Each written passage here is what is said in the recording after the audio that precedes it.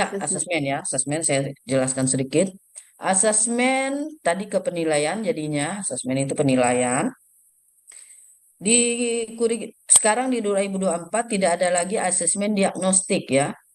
Dari 2023 pun menyebutkan tidak ada lagi diagnostik. Yang ada sekarang hanya asesmen awal dan asesmen formatif dan asesmen sumatif. Asesmen formatif itu di bawah Bu Pila. Asesmen formatif itu untuk memberikan informasi dan umpan balik bagi pendidik dan peserta didik untuk memperbaiki proses pembelajaran. Jadi Bapak Ibu, formatif ini sifatnya untuk memperbaiki proses pembelajaran, bukan untuk mendapatkan nilai rapot, ya. Jadi kalau Bapak Ibu masih menilai anak untuk perbaikan, bukan untuk rapot, itu namanya formatif. Asesmen formatif. Ada asesmen awal pembelajaran untuk mengetahui kesiapan siswa yang seperti saya contohkan tadi. Lalu asesmen di dalam proses dan di akhir proses pembelajaran.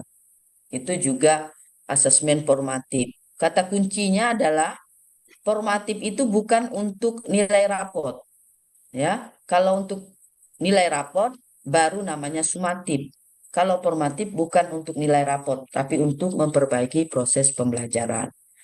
Bawahkan, Bu Pila. Lagi. Asesmen formatif itu katanya tidak beresiko tinggi. Apa maksudnya tidak beresiko tinggi? Karena dia tidak menjadi pedoman atau acuan untuk kenaikan kelas, untuk nilai rapor, untuk kelulusan. Jadi guru itu lebih leluasa.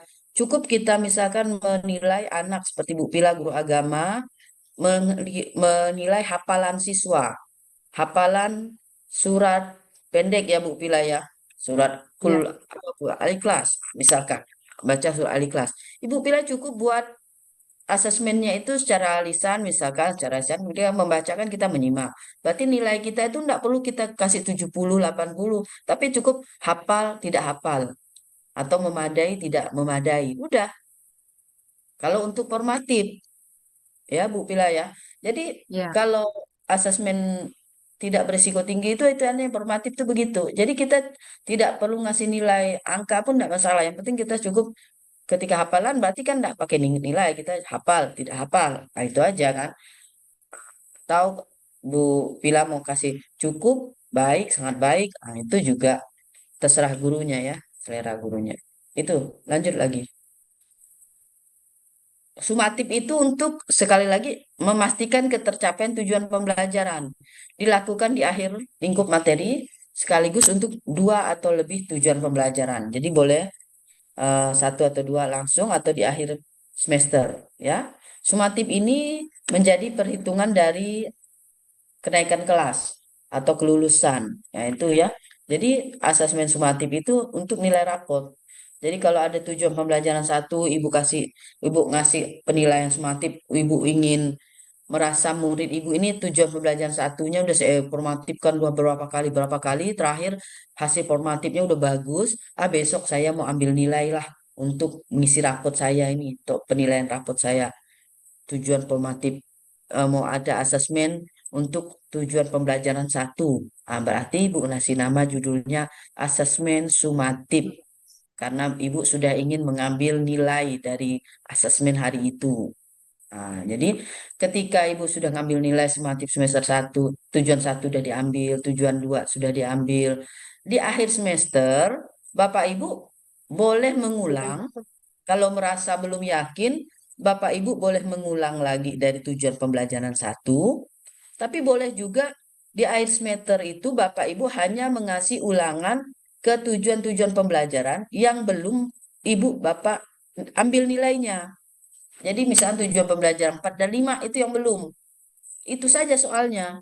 Jadi tidak ada lagi soal bersama, soal sekecamatan, soal sekabupaten. Karena beda-beda setiap sekolah, setiap kelas itu beda-beda. Siapa tahu gurunya udah sampai menilai tujuan pembelajaran 4, udah tinggal tujuan pembelajaran 5 yang terakhir yang belum. Berarti dia kan mau buat soal yang tujuan pembelajaran 5 aja.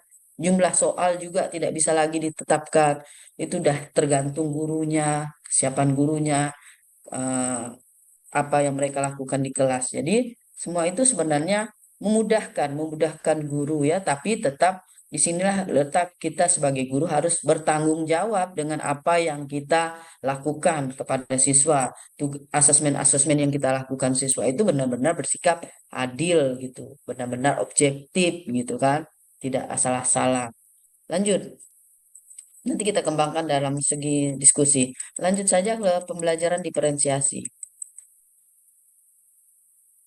Lanjut. Lanjut.